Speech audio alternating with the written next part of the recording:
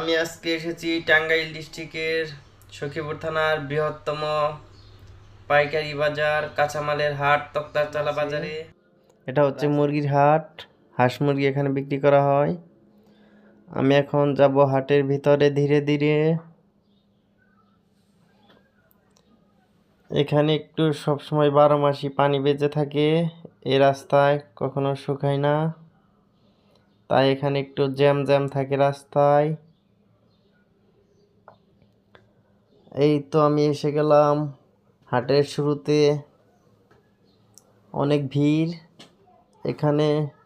সপ্তাহে একদিন হাট হয়, প্রতি শনিবার শুধু হাট হয়। দেখতে পাচ্ছেন অনেক বড় বড় বেল, বিভিন্ন ধরনের কাঁচা সবজি। এ হাটে ভোর 6টা থেকেই শুরু হয়ে যায়, সকাল 6টা থেকে হাট শুরু হয়ে যায় এবং এখানে প্রচুর ভিড় হয়। দেখতেই পাচ্ছেন রাস্তায় অনেক জ্যাম।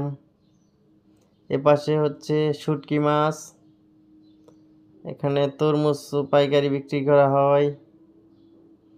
এই যে দেখতেই পাচ্ছেন হাঁস মুরগি কিনে নিয়ে যাচ্ছে। এখানে হচ্ছে কাঁচা সবজি।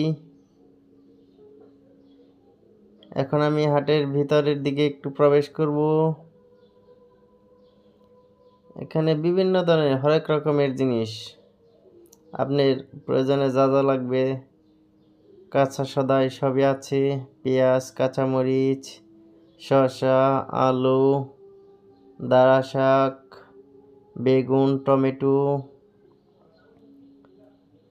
করলা, অনেক কিছু।